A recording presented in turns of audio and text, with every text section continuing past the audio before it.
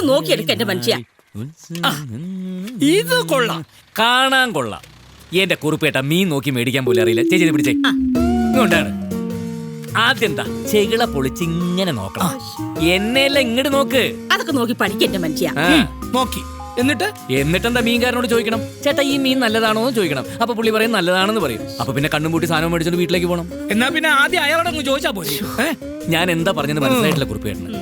ചേച്ചി നമ്മൾ ഈ ചെകിളയൊക്കെ പൊളിച്ച് മീൻകാരനോട് ചോദിക്കുമ്പോ അയാൾ വിചാരിക്കും നമുക്കെന്തോ വലിയ തേങ്ങ അറിയാന്ന്. അപ്പൊ അയാൾ സത്യവും പറയും, നല്ല മീനും കിട്ടും. അത് ശരിയാ.